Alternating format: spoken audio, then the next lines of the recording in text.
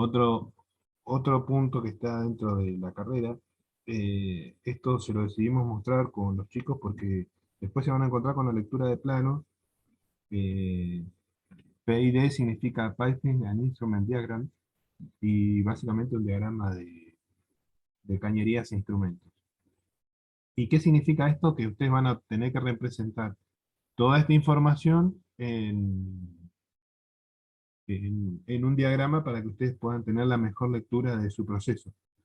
Esto tiene que estar, les sirve de referencia para que tengan toda esa información disponible, ¿no? Entonces, ¿qué es lo que termina haciendo? Es el mapa, es el GPS de su proceso.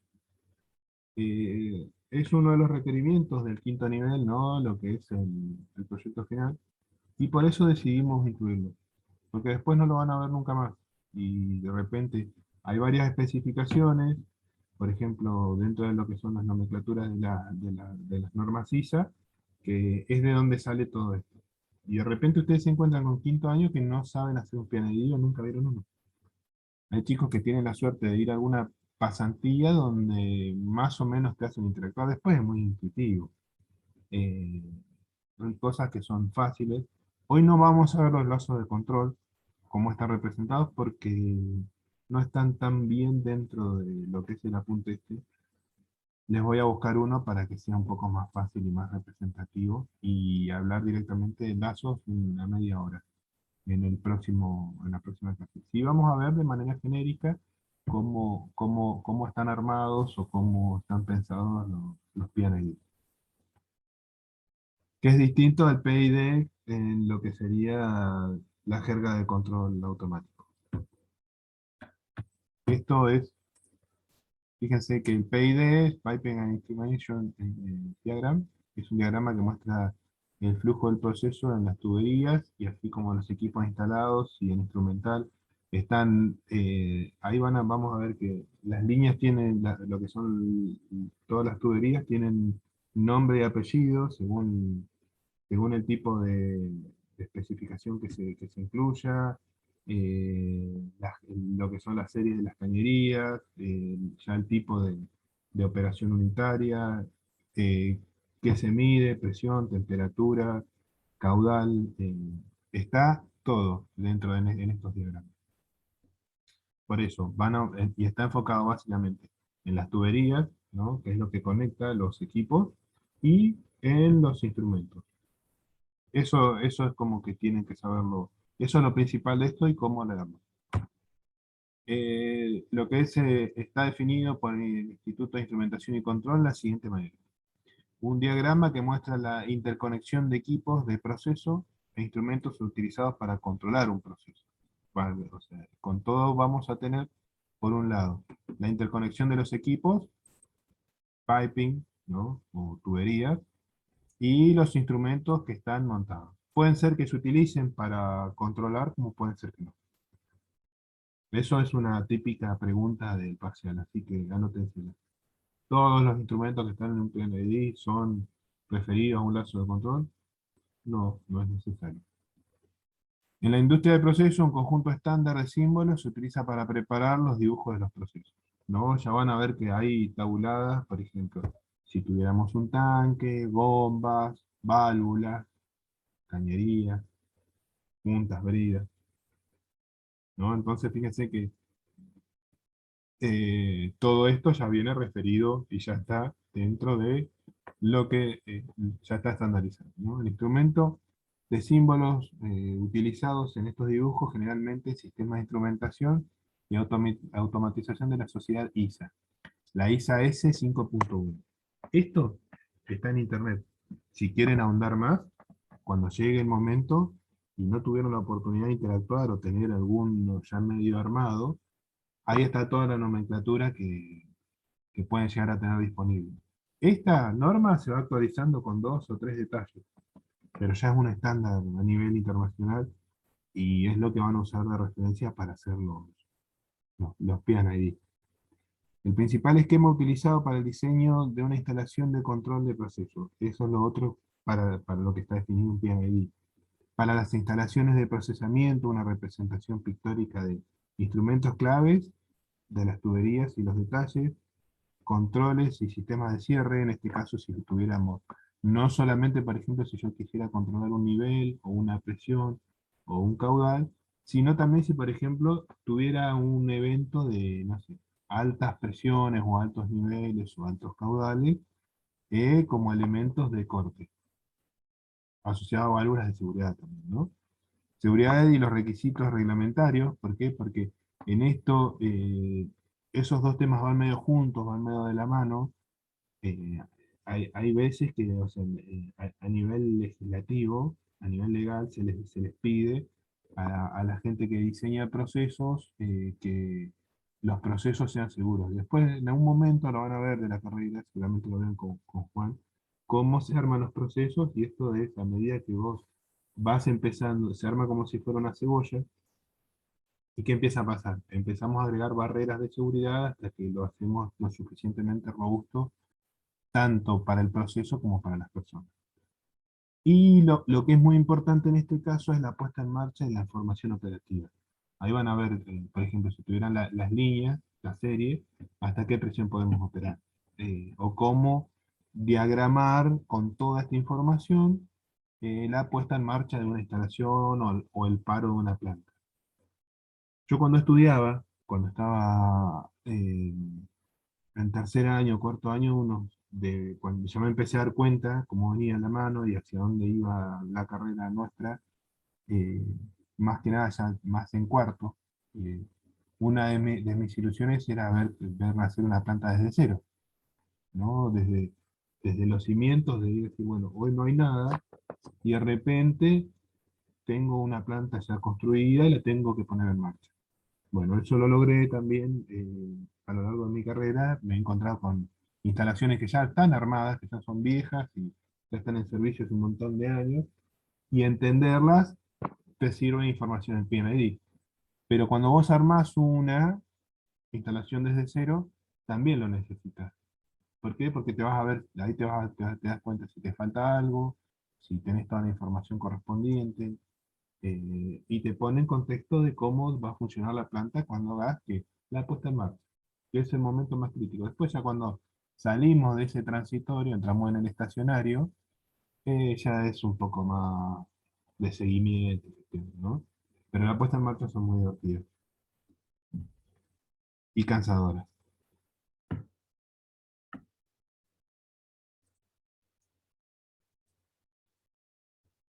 Bueno, nomenclaturas de equipo. Ahora, ¿qué pasa? Cada equipo en los PNID, tiene nombre y apellido. Por ejemplo, para los tanques, cuando les toca hacer el suyo, o diagramas de flujos, o se nos encuentren, por ejemplo, la nomenclatura en clave, o básica, es TK o TKG. Para los separadores, SB, ¿no? O B. La B corta es de Bessel, es el separador, como sería la traducción. De los compresores es la K y A, o directamente una C. Los intercambiadores es E, de exchanger o de intercambiador. Los intercambiadores RB es de reboiler directamente, y estos están asociados a las torres de destilación. Los hornos son la H, ¿no? Que vendrían a ser de heater, por cómo toman la nomenclatura ISA, o directamente justo coinciden con el español y es la H. Los reactores lo mismo, es la R. Las bombas pueden usar distintas nomenclaturas, en español o en inglés, P de pump o B de bomba, ¿no? Y las torres absorbedoras, o de destilaciones, pueden ser una TC, que sería una torre absorbedora, o una TD, que fuera una torre de destilación. Y además, lo que se les asigna, dentro de los PNID, es el área. Porque, por ejemplo, ahora ¿qué pasa? Vamos a tener diagrama de flujo y lo vamos a tener clasificados en distintas áreas. Entonces, el nombre de apellido, por ejemplo, del tanque que está en el área 111 es el TKG 111. Este número, además de que hay otros 11 tanques más, indica que están en el área 100, por ejemplo. Para lo mismo para el intercambiador. Dentro del área 100, Ese es el primero, es el 101. O el B es el 105. El intercambiador de calor este, por ejemplo, es el E205. Está en el área 200 y es el quinto. ¿Para qué? Para ya ponernos en orden. Fíjense que ya espacialmente tienen un nombre y están en un lugar específico. Y a veces se van a encontrar con este caso, ¿no? Que para el mismo servicio tengo algo que se llama backup o reserva o spare, como se lo suele nombrar dentro de la jerga. Entonces, ¿qué pasa? Tengo una de servicio y la otra tengo de descanso, ¿no? Cuando de repente, o por horas de mantenimiento, o porque se rompió, o lo que sea, tengo la otra de reserva. Entonces, ¿qué pasa? La B553, ¿qué sería?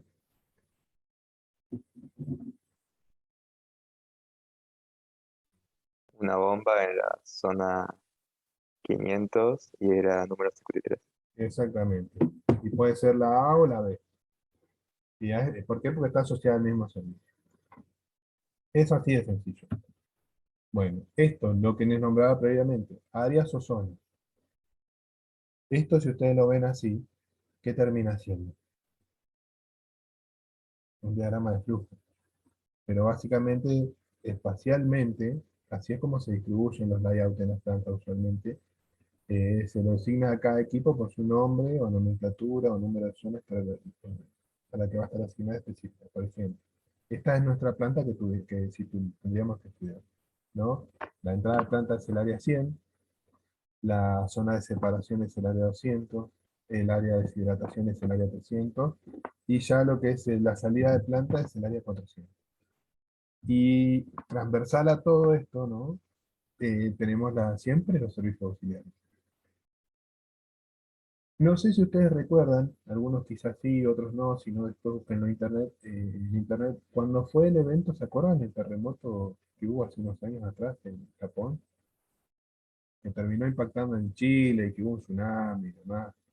No, fue en Chile y terminó impactando por el oleaje, y terminó impactando entre la placa de Nazca y la placa sudamericana, y por el oleaje fue ampliando su energía y impactó sobre Japón, ¿se acuerdan?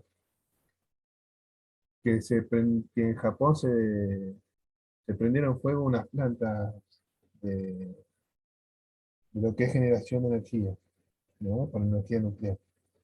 ¿Qué fallaron en esas plantas y por qué se prendieron fuego y hubo el desastre que hubo después? Fue un incidente a nivel de procesos conocidos. Fallaron los servicios auxiliares. Los servicios auxiliares, y empiecen a tenerlo como algo clave, como algo, eh, vamos a hablar, por ejemplo, de algún deporte, ¿no? Van a decir, bueno, siempre hablan del fútbol. El fútbol, si no tuviera kinesiólogo, el preparador físico, el director técnico, los utileros, no tendrían el nivel después que tienen, ¿no? ¿Por qué? Porque todo eso está alrededor del equipo de fútbol. Y hace que también que el equipo funcione, no solo que jueguen y demás, ¿no? Con lo mismo pasa con los servicios auxiliares. En nuestras casas, sí, son todos muy lindos. Cada casa tendrá su virtud en, en espacio, en lo que serían, por ejemplo, eh, habitaciones, dimensiones, todo lo que sea. Pero sin la luz, sin el agua, sin el gas y sin las cloacas, la casa no funciona. En este caso pasa lo mismo con las plantas. Y la generación de energía eléctrica, el aire de instrumentos, y bueno, después el gas combustible puede ser, o el combustible en sí, son los tres parámetros básicos. Si no tenemos esos tres servicios, no podemos hacer mover nada. Hay veces que dentro de los servicios hay bombas que son transversales, por ejemplo, a todos. Por ejemplo, la B553 estaría dentro de los servicios auxiliares. Hay una bomba o un compresor que va a mover el aire de instrumentos o lo que sería, por ejemplo, si fuera algún combustible líquido, que es transversal a todas las plantas. Entonces, ¿qué pasa? Los servicios auxiliares están en el banco de suplentes o están un poco más escondidos y no hacemos tanto foco en el proceso global, pero son igual o más importantes que el proceso en sí. Entonces, siempre hay que verlo, porque donde no tenemos algo de esto, falla. Fíjense en el invierno, las casas que tienen calderas, por ejemplo, cuando se corta la luz, sí, el gas es raro que se corte, pero cuando se corta la luz, las casas que no tienen energía eléctrica, no pueden hacer girar la bomba para moverla, para hacer la transferencia de energía por toda la casa. Entonces, fíjense si no son importantes los servicios auxiliares. Llévenselo a modo de reflexión y analícenlo. ¿Por qué? Porque uno siempre se enfoca en lo grande, en el macro. Después te matan las hormigas, dice un dicho. Bueno, ahora, volviendo así a a nuestro diagrama, fíjense, traten de armar sus procesos, por eso charlé un ratito de los lotes y cómo venían armando el proceso así, ¿no? Cómo sería la entrada, la separación, la deshidratación, la salida, los servicios auxiliares, dónde van a guardar los residuos. Ármense un diagrama de bloque así y piénsenlo de esta forma. Esta es la tarea que se llevan para su proceso ya. ¿Cómo armarían el proceso global con los servicios auxiliares? Después vemos qué equipos, qué tag le ponemos, es secundario esto. Pero el primer paso está en armar estos diagramas de bloques así tan sencillos para saber dónde va a funcionar cada cosa. ¿Queda claro? Sí. Bueno, Profe, sí, el accidente que mencionaba era el accidente de Fukushima, ¿no? exactamente. No me acordaba el nombre, pero es así. Sí, el incidente de Fukushima. Ahí lo que fallaron fueron los servicios auxiliares. Se rompió una bomba, ¿no? No me acuerdo cómo fue en sí, pero después no pudieron recircular los intercambiadores. ¿Y qué pasa? Esa energía quedó contenida, ¿no? Y después, bueno, fue el colapso de la planta. En resumidas cuentas, después, así, siguientes de seguridad de proceso, tenemos para charlar no un día, un año. Ahí, y van a seguir habiendo. Hace poco, cuando fue el incidente este de la planta, que supuestamente era una planta de pirotecnia en- en Medio Oriente, ¿no? Eh, Después, bueno, si recupero los videos, se los comparto. Bueno, lo que es información del proceso, continuando con esto, ¿no? Dentro de los recipientes, o los vessels, o los separadores, o los tanques, o lo que sea, la información que vamos a encontrar es el servicio, ¿no? Si es un separador, si es un tanque, o sea, acá vamos a ver si la función principal del proceso es separar o almacenar el diámetro, la altura, el espesor, el material. eh, Ahí vamos a encontrar todo lo referido a lo constructivo del equipo en sí. O sea, ustedes ya van a tener toda la información para ponerse, decir, ah, mira, esto lo que tengo acá es un tanque de tal capacidad. Las características especiales, por ejemplo, si tuviera algún revestimiento, lo que podría ser asociado a aislación, o si tuvieran dentro del revestimiento incluido, por ejemplo, alguna traza de energía eléctrica, como se les denomina tracing, o si tuvieran alguna traza de vapor, que sirva para calefaccionar también y reutilizar parte del vapor del proceso. Las condiciones de diseño, porque si bien ustedes van a usar esto como a ciertas condiciones de presión y temperatura, eh, pero van a tener las condiciones a las cuales fue diseñado el proceso, ¿no? ¿Cuáles son las condiciones máximas a las que van a poder poner su recipiente en este caso? Y las condiciones de operación, ¿no? Que es lo que les mencionaba previo. Dentro de los intercambiadores de calor, el servicio, cómo funciona el intercambiador de calor, ya lo vamos a ver, pero básicamente son dos fluidos que pueden ser a corriente o a contracorriente y siempre se transfiere energía dentro de la nomenclatura del más caliente al más frío y cómo interactúan entre sí en el proceso. ¿Por qué? Porque ustedes van a ver de dónde viene una línea, dónde viene la otra, cómo se cruza en sí esa información del proceso y después cómo sigue la línea que se calentó y la línea que se enfrió. La presión diferencial a través del equipo, eso es muy importante. ¿Por qué? Porque bueno, ahí van a tener, ¿qué tendrían ahí si yo les hablo de presión diferencial? No estoy hablando ya únicamente, por ejemplo, de un tanque, Acá ya estoy hablando de presión diferencial. ¿A qué les hace ruido presión diferencial?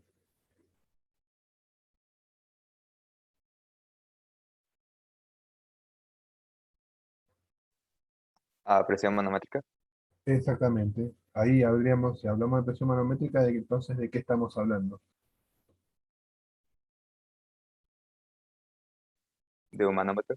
De un manómetro, estamos hablando de un instrumento, ¿no? Fíjense que ya no hablamos solamente de las características constructivas del equipo y cómo van a entrar e interactuar las líneas de proceso, sino también de un instrumento, ¿no? Y ya podemos hablar del piping and instrument diagram, ¿no? Los tanques, los recipientes, ¿qué es lo que medirían?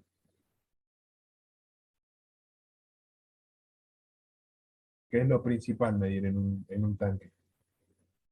¿Qué es lo que más les interesa?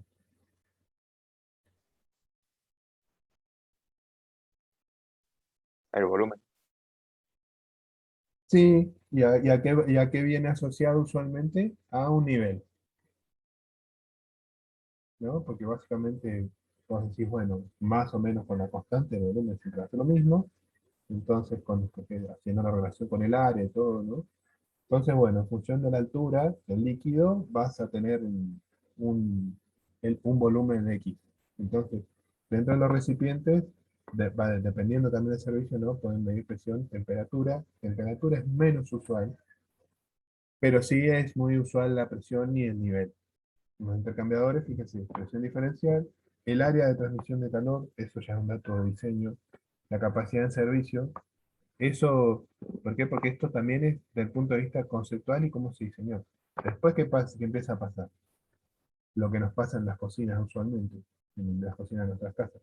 Cuando está nuevo, todo es divino. Después cuando se empieza a ensuciar, ¿no? Que en nuestras cocinas sí se ensuciaría con grasa, pero en este caso si el fluido es sucio, ¿qué pasa? Se empieza a coquizar eso y empieza a disminuir la transferencia de energía. Bueno, esto también después por simulación lo pueden obtener. Al igual que el caso anterior, las condiciones de diseño, fíjense, temperaturas y presiones, ¿no? Presión diferencial es un punto que nos interesaba, y las temperaturas de qué líneas medirían. ¿De dónde medirían si decíamos que tengo una entrada caliente y una entrada fría, tengo una salida caliente y una salida fría? ¿Dónde pondrían temperatura?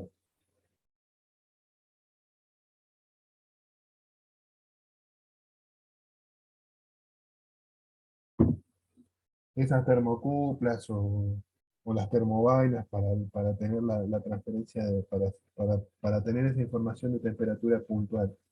¿Dónde pondrían esa información? Si no hay restricción de Ah, dinero, ¿dónde lo pondrían?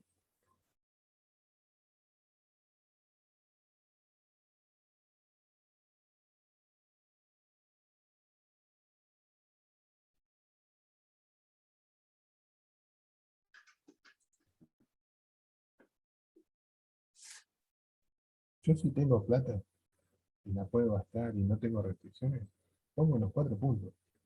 En la entrada, en la salida, del fluido caliente, ¿no? Que se enfría y después en el que entra y sale, ¿no? Lo mismo con el fluido frío después se termina calentando.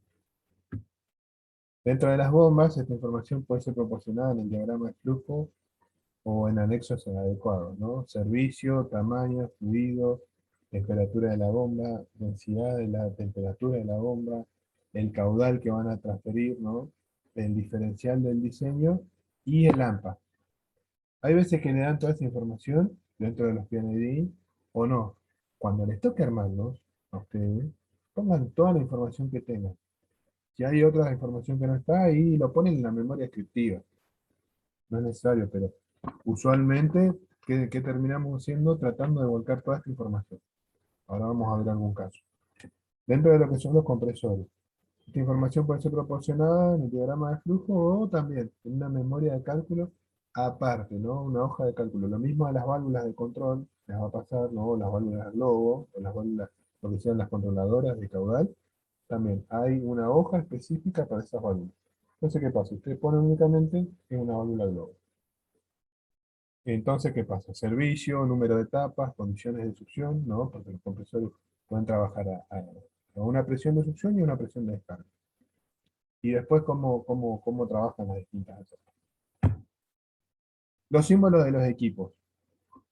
Esto que está acá, una raya. Después hay distintas nomenclaturas de colores, ¿no? Para distintos tipos de fluidos, según normas, pueden ser normas a nivel global, lo que serían las ISA. Por ejemplo, si tuvieran alguna norma referida a lo que serían las normas API, hay normas específicas dentro de las API. O, por ejemplo, si tuviéramos normas referidas al gas, tenemos la normativa argentina de gas. Y ya no es un estándar internacional de lo que sería, por ejemplo, de la Sociedad Americana de Gas, no, es adecuado a los requerimientos de nuestro país, ¿no? Entonces, fíjense que depende de la referencia que tomen, le dan los colores de referencia a la que sería las tuberías.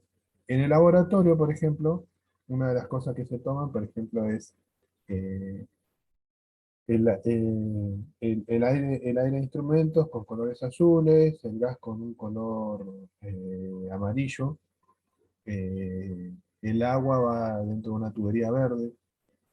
Cuando les toque ir al laboratorio, ¿no? Lo van a ver con Juanjo o con Alejandro, cuando les toque ir a hacer los ensayos de química, se van a encontrar que vienen asociados así.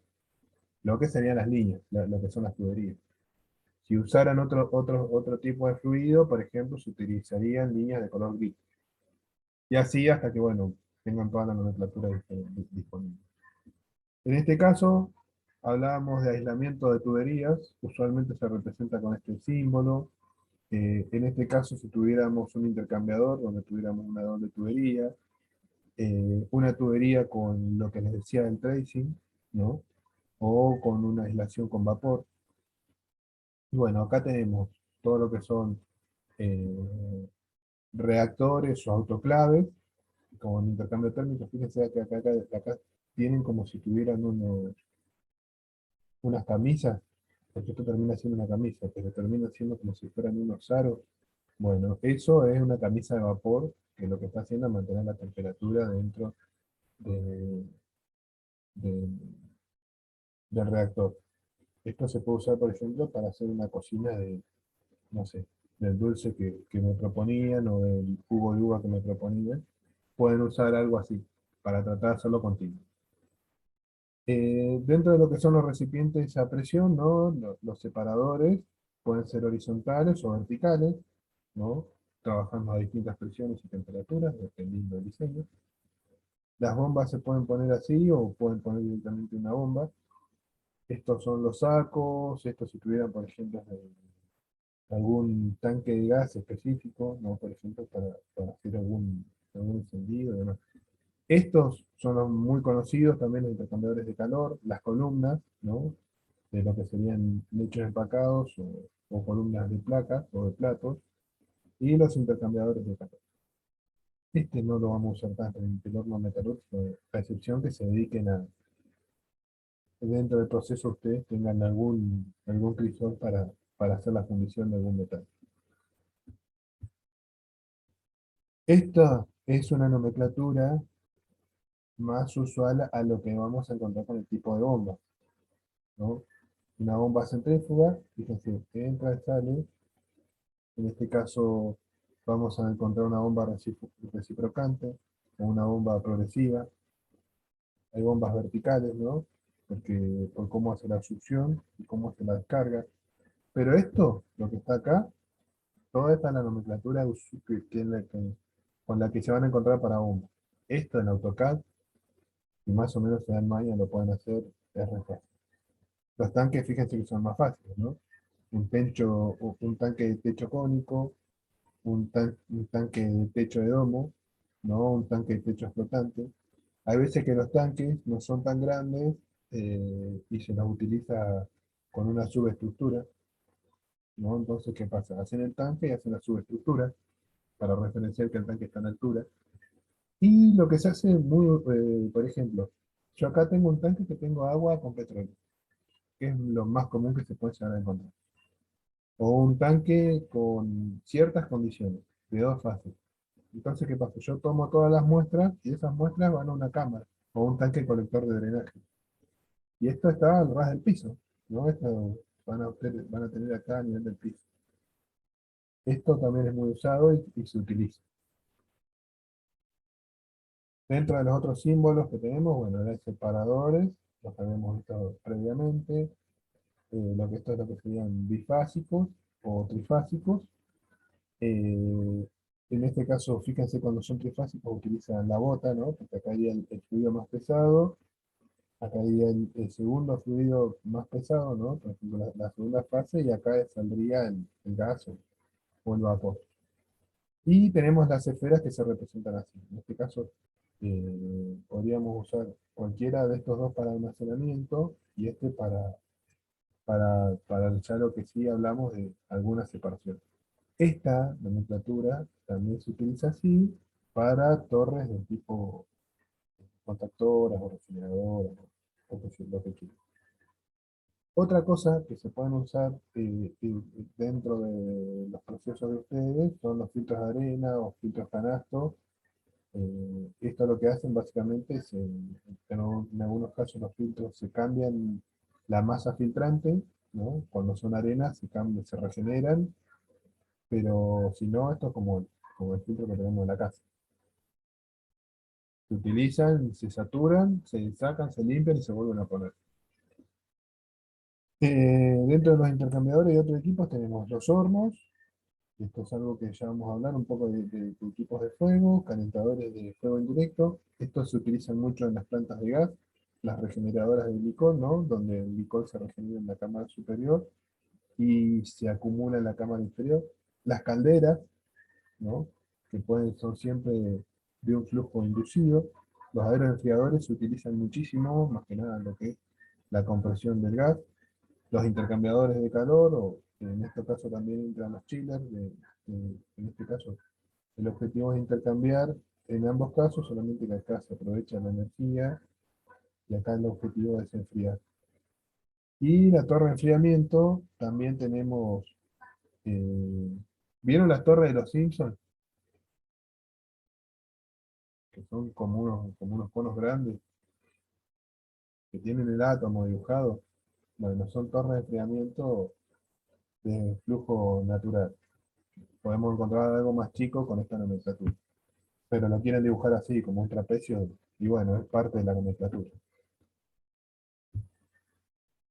Bueno, esto es la tabla resumen de lo que veíamos acá.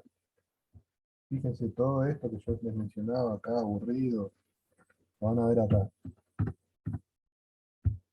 El tag del equipo, el nombre, dónde estamos, de dónde viene, es un separador trifásico, está en el área 0 y es el equipo 15.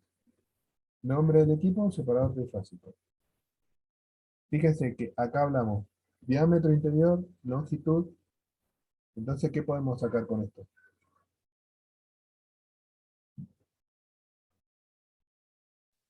El volumen. Podemos sacar el volumen. Y ahí podemos ver la capacidad máxima de procesamiento que tenemos. La longitud, la presión de diseño, fíjense que podemos llevarlo hasta 30 kilos, pero no vamos a operar a esa presión. ¿Por qué? Porque esa es la máxima presión de la serie. Entonces, ¿qué pasa?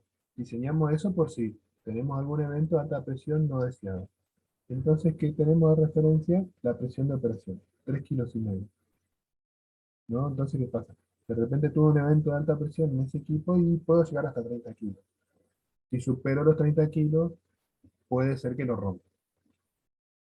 Fíjense que dentro de las temperaturas de diseño siempre se diseñan para 65 grados por las temperaturas y las radiaciones que tenemos, en este caso hacer al carbono sería, por ejemplo, pero lo vamos a operar a mucho menos, a 25 grados. En este caso es un separador trifásico de agua, petróleo y gas, ¿no? Entonces, que en función de las válvulas de control que tienen, ¿no? Lo que serían válvulas Lobo, válvulas mariposa, lo que serían reguladoras de caudal, puedo procesar hasta 240 metros cúbicos de petróleo, 24,5 metros cúbicos día de agua y tanto caudal de gas, ¿no? Eso para que lo tengan de referencia, si lo quieren agregar así, cuando les pidan hacer la ingeniería de equipo en quinto año, sepan que tienen que hacer una tableta así no le van a pedir los datos de las válvulas ni nada, pero algo de esto así tiene que estar en la ingeniería del equipo. Esto es inversión a futuro de acá cuando esté en el quinto. Y acá sí podemos hablar. Fíjense, las válvulas que decíamos, que podían ser roscadas o con brillo, ¿no? Y fíjense, estas las vimos todas. Válvulas esféricas, válvulas, ¿esta qué tipo de válvula era?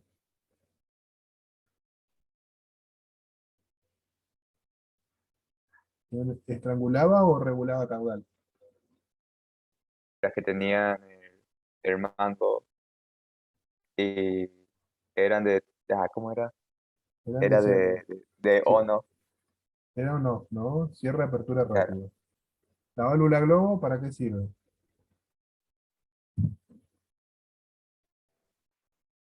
Ah, para regular o no. Para regular. ¿La esclusa para qué sirve? Lo mismo, para estrangular caudal. La válvula aguja podía servir un poco para las dos cosas, porque ¿para qué? ¿Cuál es el objetivo principal de la válvula de aguja? O las válvulas de tres vías, por eso se las puse juntas acá, Regular. para regular o estrangular, ¿no? ¿Y dónde se usaban los instrumentos? Estas se van a cansar de verlas los. Estas están, son las menos. Por ejemplo, ¿dónde lo van a ver? En el caso, por ejemplo, de una piscina, si tuviera que tomar el fondo de la piscina, el skimmer y la válvula de recirculación de la bomba, que es de los tres puntos que se toman. Y la famosa, la válvula de retención. Fíjense la nomenclatura para cada válvula. ¿Por qué? Porque cada válvula tiene una función específica. Bueno, acá es donde viene la clasificación de las cañerías. ¿Qué es lo que les decía? Nombre y apellido de la cañería. Fíjense, material de la cañería en la primera, ¿no? Si es acero al carbono, si es acero inoxidable, si es acero galvanizado, si fuera de fibra de vidrio, si tuviera alguna pintura especial, si fuera de plástico, todo acá. Eso está dentro de la serie de las ISA. La siguiente, la A, es el grupo de fluido. En este caso es agua. Justo está circulando agua. Pero si hicieran circular, por ejemplo, petróleo, gas, bueno, disculpen, ¿no? Si algún jugo, algún dulce de cereza, ¿no? Ponen ahí el componente que están haciendo circular. Entonces, ¿qué pasa? Ustedes lo leen y ven y ya saben qué tipo de cañería es, de qué material y qué está circulando. Después, lo otro, fíjense la serie, ¿no? Si es serie 150, serie 300, serie 400, 600, 1500, dependiendo de la plata que tengan. Y la corrección admisible. Esto, hay una especialidad dentro de la ingeniería de procesos, dentro de la ingeniería química, que es la especialidad en corrosión. A algunos les gusta, a otros no nos gusta tanto, pero bueno, van a ver qué pasa. Se las diseña con un sobreespesor, acuérdense del schedule, ¿no? Y van a ver cuánto de eso van a poder sacrificar para que la línea no se pinche, no se rompa, debido al servicio que está prestando. Pero fíjense que es la CA111, ¿no? Y acá está, esto tiene una característica específica para este proceso. Después podemos ampliarlo. La idea es que se lleven el pantallazo global de cómo funcionan en este caso, ese es el DNI de esa cañería. Dentro de las clasificaciones, por ejemplo, pueden ser venteos a flare, a drenaje presurizado, aminas, ¿no? Del grupo de fluidos, aire, agua potable, hot oil, hidrocarburo. Estos dos hidrocarburos son hidrocarburos ácidos, aminas pobres o fluidos criogénicos, o propano. Esa es una nomenclatura genérica. Las series, lo que habíamos hablado, 150, 300, 600, 900, 1500 son las más usuales en el mercado. Las corrosiones admisibles, esto ya viene por que sería CA11, ¿no? O 41, ¿qué sería? ¿Qué decimos si es la CA11? Es de acero al carbono, ¿no? Con un grupo de fluidos que habíamos dicho que sería un venteo al FLEP o al drenaje presurizado. La 1 es una serie 150 y la corrosión admisible es de un 1,6. O sea, está sobredimensionado un 1,6. ¿No? En este caso, cuando ya saben que el fluido es limpio, que no pasa nada, pero en este caso, como saben que puede ir un poco de mugre al flare, bueno, le dieron un 1,6. Ahí cruzan con la tabla de schedule, donde vendría a ver y pueden ver más o menos cómo les da el schedule de esa cañería. Vamos a otro caso, ¿no? En este caso, fíjense, cuando tenemos una aislación, tenemos lo que son las líneas, volvemos a lo mismo. Proceso principal, proceso secundario, justo en este caso no se ve bien. Aire, si fuera condensado, drenaje, vapor, lo que es rastreo con vapor, todo lo que sería traza de alimento, ¿no? En este caso es ya con el vapor caliente y esto es con el vapor ya condensado.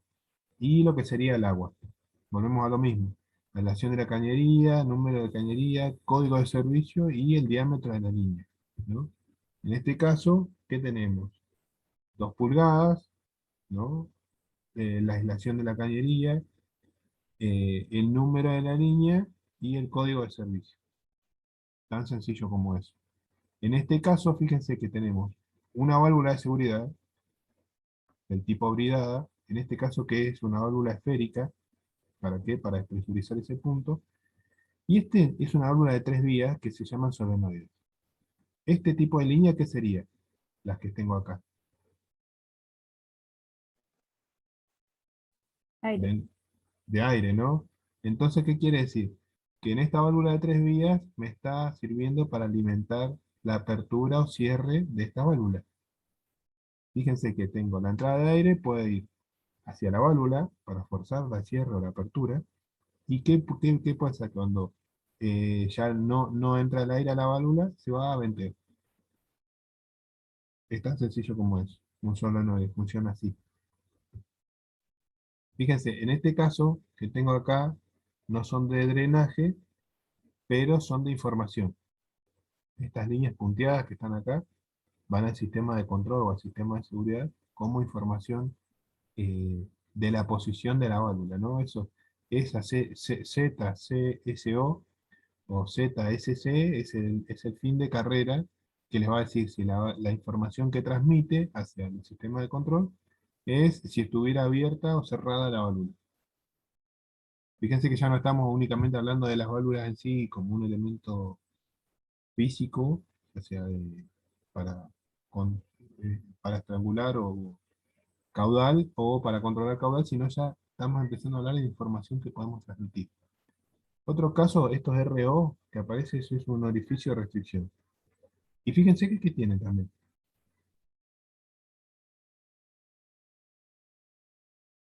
¿Qué información tenemos ahí? El nombre, es el orificio 108. Estos dibujos son típicos y clásicos de un PID. Este es el switch de fin de carrera, cierre apertura 108 de la válvula BDB 108. ¿Qué más les suena importante o les parece acá? Es 2 pulgadas y ¿esto qué es? Serie 600. Es la serie 600. Tiene una presión tremenda esa válvula. Más de 100 kilos. No así el solenoide. El solenoide, fíjense que tiene una presión más chica. ¿Por qué? Porque no, los 100 kilos los voy a tener acá. Acá manejamos 3, 4 kilos para hacer la apertura, cierre de la válvula. ¿Y esto es una válvula de qué tipo? Fíjense que tengo la válvula y tengo el orificio de la válvula está abierto. O sea, no está relleno. Es una válvula del tipo esférica. Si tuviera una válvula con un punto en el medio, es una válvula del tipo globo. ¿no? Entonces, si una válvula del tipo esférica, que habíamos dicho que era un cierre-apertura rápido. Esta es una válvula de seguridad dentro de los procesos. Bueno, la idea es charlar un poco de esto, no hacernos especialistas, eh, para que les sirva, chicos. Numeración de los instrumentos. ¿Qué tengo acá? Fíjense, tengo un caudalímetro, tengo un transmisor de presión, tengo un transmisor de caudal. Esta, la que está acá arriba, es la función. Este caso, este caso, este caso. Las letras son la función. Y este número de loop básicamente es donde está ubicado. Acá vamos a ver algo. ¿Esto qué les está diciendo? Es un indicador de presión, el PI 103. Pero fíjense que acá también, esto es lo mismo, y la diferencia que tengo acá, que tengo esto de ser parte de un equipo, está conectado a una línea de 2 pulgadas, el transmisor, pero fíjense que acá tengo una T. Esto es un indicador de presión únicamente, y esto es un transmisor de indicación de nivel. Acá solamente tengo un FE, ¿no? Unido entre vías de tipo ultrasónico. Cuando tiene la T, fíjense que acá tengo la transmisión de datos y llega al PLC con un LI. El PLC es un programador lógico controlable donde llega toda la información de la planta y lo centraliza y les permite dar control y seguimiento de datos. Pero cuando tengo una T, básicamente en los instrumentos, es un transmisor.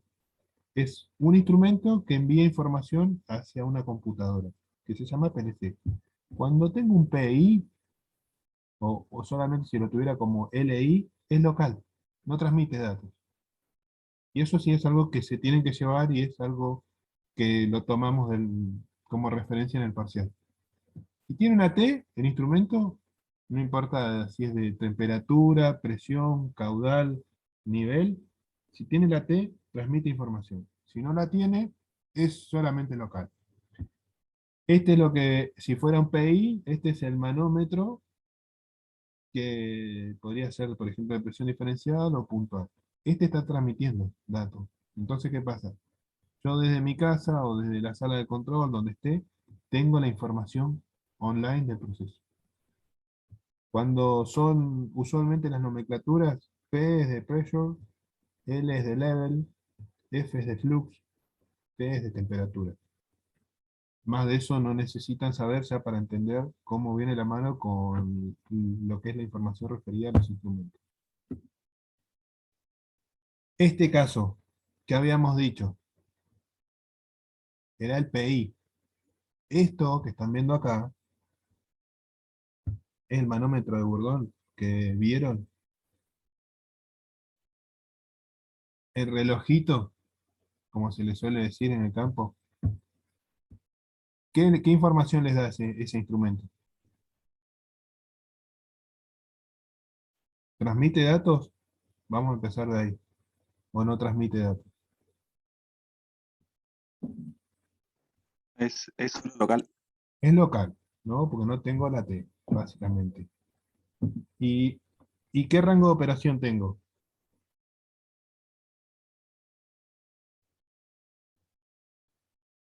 De 0 a 25. ¿De 0 a 25 qué? Bar. Bares, ¿no? Entonces, si yo tuviera mi línea de operación a 50 bares, ¿me sirve ese instrumento? No, se rompe. No. Se rompe, se va de rango a escala y empieza a dar vueltas hasta que, porque eso tiene un resorte adentro, que cuando la presión inferior de este punto, porque la presión del proceso, fíjense dónde está. Déjenme correr acá justo la regla, me parece. Fíjense que acá, en el fondo, esta parte que aparece como un penacho acá, ahí es donde tiene un filtro y donde transmite la presión puntual hacia el resorte. En función de la presión que ejerza, ¿no? Acá, por el área que tiene, va a hacer que esta aguja se mueva. Si supera la tensión o la constante K del resorte, ¿qué va a hacer? Va a hacer que esto siga girando hasta que se fue de escala, se rompió. Otra cosa con lo que se van a encontrar con estos instrumentos que están rellenos de glicerina. Fíjense que acá este tapón que está acá arriba, es donde le inyectan la glicerina. ¿Para qué? Para que no se trabe con tierra y demás, porque esto está expuesto a la atmósfera. Entonces, ¿qué pasa? Se encuentran con un cutralcó como el domingo o el sábado, un viento hermoso que tuvimos, si esto se llena de tierra, el resorte se traba. Entonces la función de la glicerina es asegurar siempre la movilidad del resorte. Tan sencillo como esos detalles, eh, hay gente que no entiende que, bueno, la escala a la que puede operar un manómetro. Bueno, y en este caso, ¿qué pasa con ese instrumento? Empecemos ahí. ¿Qué tipo de instrumento es? De nivel. Y transmite información. Es un instrumento de nivel y transmite información, ¿no? Por la T. ¿Vieron que tenía una junta acá, una brida, con dos bridas? Acá iría una brida, la del equipo, donde iría apoyado. ¿Qué pasa? Este es un radar de onda guiada. Entonces, ¿qué pasa? El nivel normal, ¿no? La interfaz, que sería ese punto, es de 550. Si está muy alto, está en 850. Si está alto el nivel, ¿no? Por ejemplo, si nos fuéramos acá, ya casi a punto de rebalsarlo, estaría en 850. O si estuviera muy bajo, ya casi a punto de vaciarlo al tanque, estaríamos en 400 milímetros. Ya en muy bajo, ahí ya estamos próximos, ya casi a vaciarlo, y bueno, hay que ver cómo están los niveles. O nos pasaría si estamos en un nivel muy alto con el hi-hat. Espérenme un instante.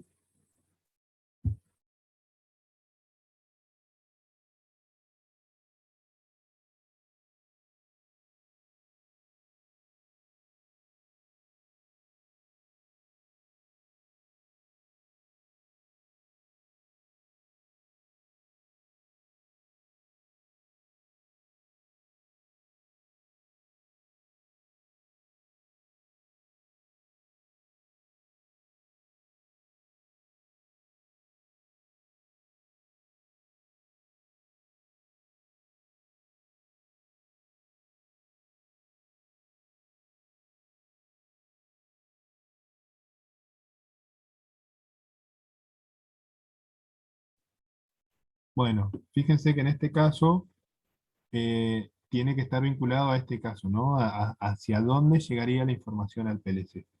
Lo pueden agregar como puede ser que no, pero lo importante es que esté la T, que ustedes digan que van a transmitir la información, ¿no? Y esto es lo que se denomina ventana de operación, ¿no?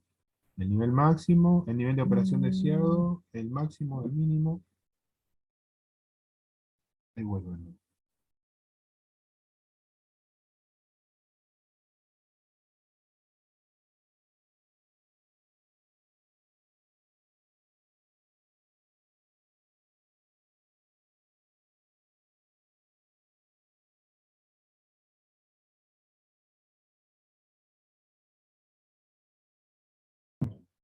Lo importante de esto, chicos, es eso, ¿no? De la información fíjense que con un instrumento, como está asociado a un equipo de proceso, y físicamente termina siendo de esta forma. Ah, bueno, estamos. ¿Queda claro esto? Además de llevar la información por esto, que de acá donde sale el punto esto, donde va el cableado, donde se transfiere, van a ver que acá tengo una ventana en el equipo. Y acá tengo la información de referencia en el punto, en el campo, si lo estuviera viendo. Esa es la información que tenemos de referencia respecto a este instrumento que transmite nivel.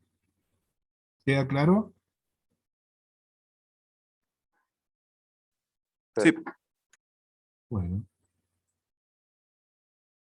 Un caudalímetro. Fíjense, este es un tipo ultrasónico. ¿Qué tenemos acá? Tenemos dos cosas acá. El caudalímetro que hablábamos del tipo físico en este caso, que es, fíjense que puede ser acá una placa de orificio, ¿no? Si tuviéramos como los problemas que veían con Iván, ¿no? o lo que sean los ultrasónicos. Este es el tipo ultrasónico. ¿Y qué pasa? Acá se separa el instrumento en dos partes. En sí el caudalímetro, que es el modo donde computa el caudal, ¿no? Independientemente de la tecnología, y ya en sí lo que va a transmitir los datos. Fíjense que acá que es como si tuviera unos bulones acá abajo. Bueno, esto es con lo que al principio, con lo que tengo en la medición, en este caso de caudal, para tener la transmisión física, ¿no? Desde esta brida a este brida, yo voy a saber qué caudal circula. Y después acá, en función de cómo están vinculados los datos, esto es con lo que recolecta la información. Y usualmente, ¿esto qué sería? Un caudalímetro ultrasónico, ¿no? De 2 pulgadas, ¿no? No tengo la serie en este caso. El FE103B sería el de abajo y el FIT sería arriba el transmisor. Y fíjense que acá tengo la información. Justo en ese caso, capaz que estoy transmitiendo 2,79 metros cúbicos por hora. ¿Queda claro este esquema?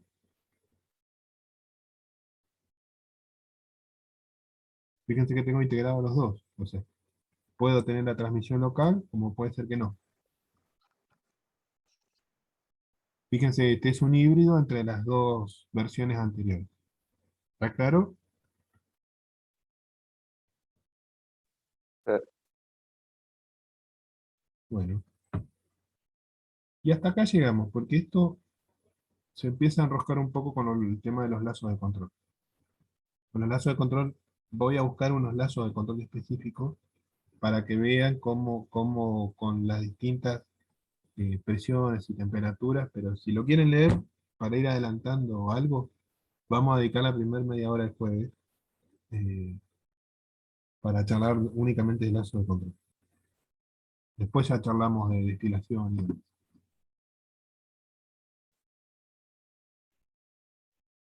Para no enroscarnos, porque la verdad que ya es un,